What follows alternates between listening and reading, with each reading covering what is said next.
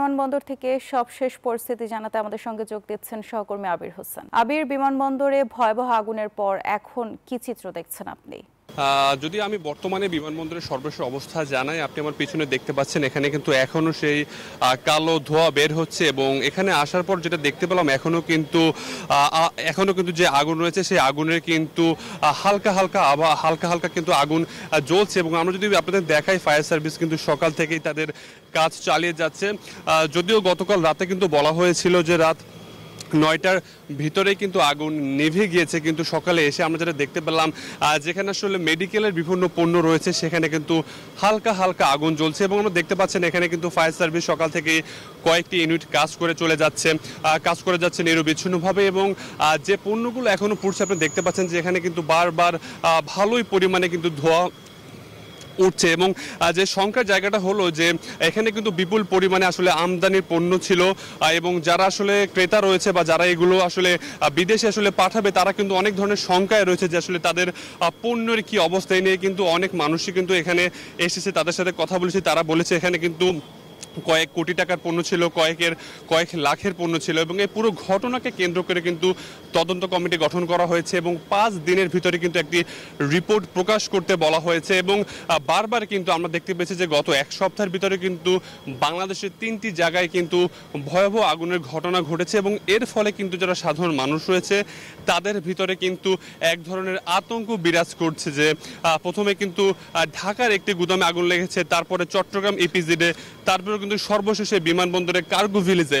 ফলে সাধারণ মানুষের মনে এক ধরনের আতঙ্কই বিরাজ করছে যে বাংলাদেশে এরকম গুরুত্বপূর্ণ জায়গাগুলো বারবার আগুন লেগেছে, যেহেতু সামনে ফেব্রুয়ারিতে নির্বাচন রয়েছে, দেশে কোনো ধরনের আসলে নাশকতার সুযোগ আছে কিনা বা নাশকতা করার কেউ চেষ্টা করছে কিনা এই ধরনের কিন্তু কিছুটা আসলে তারা চিন্তিত রয়েছে। এবং আমরা দেখতে পাচ্ছেন যে এখানে কিন্তু ফায়ার সার্ভিস রয়েছে এবং কড়া নিরাপত্তা ব্যবস্থা রয়েছে। আসলে দর্শকদের উদ্দেশ্যে বলে রাখতে চাই, আসলে ভিতরের যে সর্বশেষ অবস্থা বা ভিতরের যে অবস্থা সেটা কিন্তু আসলে আমাদের পক্ষে দেখানো সম্ভব না, কারণ কড়া নিরাপত্তার কারণে কিন্তু আসলে আমরা ভিতরে যেতে পারছি না। ভিতরে যে অবস্থা বা কি পরিমাণে ক্ষয়ক্ষতি হয়েছে সেটা কিন্তু আপনাদেরকে দেখানো সম্ভব হচ্ছে না, যেহেতু কড়া নিরাপত্তার কারণে ভিতরে প্রবেশ করতে আসলে কোনো সাংবাদিকদেরই কিন্তু ভিতরে প্রবেশ করতে দেয়া হচ্ছে না। এবং যদি আপনাদেরকে আরো বলে রাখি সেটি হলো যে আসলে এই যে ধোঁয়া আসলে কখন শেষ হবে এবং দর্শকদের মনে প্রশ্ন থাকতে পারে আসলে কি পরিমাণে ক্ষয়ক্ষতি হয়েছে। কর্তৃপক্ষ যেটা জানিয়েছে যে ক্ষয়ক্ষতির যে আসলে পরিমাণ সেটা আসলে এখনো সঠিকভাবে বলা যাচ্ছে না। তদন্ত কমিটি গঠন করা হয়েছে, 5 দিনের ভিতরে কিন্তু তদন্ত কমিটির যে রিপোর্ট সেটি কিন্তু প্রকাশ পাবে। তো তদন্ত কমিটির রিপোর্ট প্রকাশ পাওয়ার পরে কিন্তু আসলে সঠিক যে কি পরিমাণে ক্ষয়ক্ষতি হয়েছে সেটি কিন্তু আসলে জানা যাবে। এবং আগুনের যে সূত্রপাত সেটা কিন্তু এই যে আমার ডান পাশে যে 8 নম্বর গেট রয়েছে, এই ডান পাশে 8 নম্বর গেট থেকেই কিন্তু আগুনের সূত্রপাতটা হয়েছে। এবং বলা যেতে পারে পুরো যে আশেপাশে যে রয়েছে 8 নম্বর গেট থেকে একদম এই যে আশেপাশে পুরোটাই কিন্তু আগুনে পুড়ে গিয়েছে। এবং এখানে যে জিনিসপত্রগুলো ছিল সবই বলা যেতে পারে আসলে আগুনের যে পরিমাণে ধোঁয়া নির্গত হচ্ছে সেটা থেকে আমরা অনুমান করতে পারি ভিতরে যে ধরনের পণ্য ছিল, বিশেষ করে এখানে কিন্তু গার্মেন্টস ছিল, গার্মেন্টসের পণ্যগুলো ছিল, রাসায়নিক পদার্থ ছিল, মেডিকেলের কিন্তু বিভিন্ন পণ্য ছিল। ফলে সহজেই কিন্তু আগুন ধরে যায় এবং আগুন নেভানো কিন্তু অনেকটা কষ্টকর হয়ে পড়ে। আমরা জানি গতকাল কিন্তু প্রায় দুপুর 2টার দিকে আগুন লেগেছিল এবং নেভাতে প্রায় রাত 9টার বেশি বেজে গিয়েছে। তো বলা যেতে পারে প্রায় 7 ঘন্টা ধরে কিন্তু আগুন জ্বলছে। এবং সকালে আসার পরও যেটা আমরা দেখতে পেয়েছি সেটি হলো যে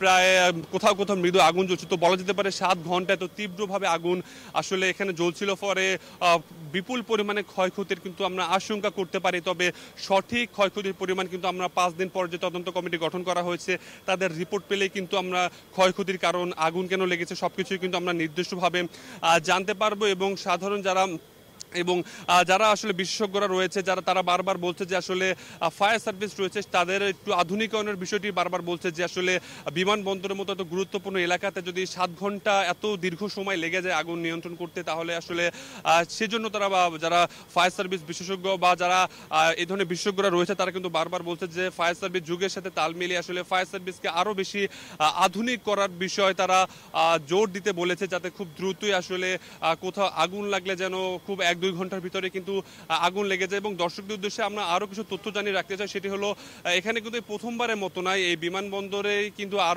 যদি আমরা বিগত 1 দশকের ইতিহাস বলি, সেখানে কিন্তু আরও 4 বারের মতো কিন্তু আগুন লেগেছে।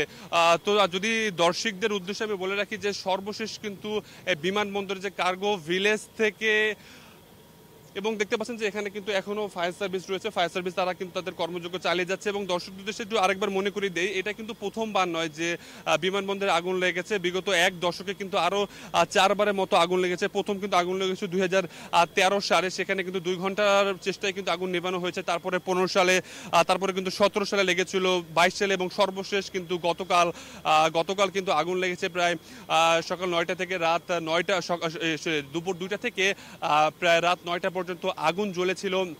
এবং দীর্ঘ প্রচেষ্টার পরে কিন্তু আগুনটা নেভানো হয়েছে। এবং এই যে আগুন লেগেছে, এর ফলে কিন্তু বিমানবন্দরের যে কার্যক্রম সবই কিন্তু বন্ধ ছিল।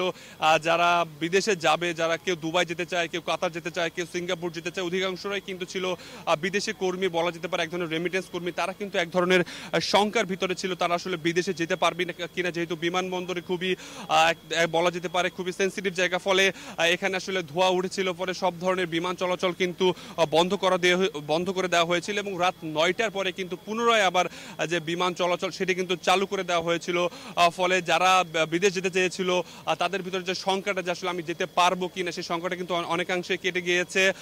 ফলে সর্বশেষ যদি আমি জানাতে চাই, এখানে আসলে আগুন সম্পূর্ণভাবে নিয়ন্ত্রণে এসেছে, তবে কোথাও কোথাও আসলে মৃদু আগুন আছে। আসলে এই যে মৃদু আগুনটা আসলে কতক্ষণ জ্বলবে বা ক্ষয়ক্ষতির পরিমাণ আমরা আসলে তদন্ত রিপোর্ট হাতে পেলে জানবো। তো বিমানবন্দরের কার্গো ভিলেজ থেকে আমার কাছে এই সর্বশেষ তথ্য ছিল। ধন্যবাদ আবির আপনাকে। বান্ডেল থাকলে প্রতি সেনমানিতে টাকা বাঁচবে। বিকাশ সেনমানি বান্ডেল কিনে জিতুন প্রতি লেনদেনে।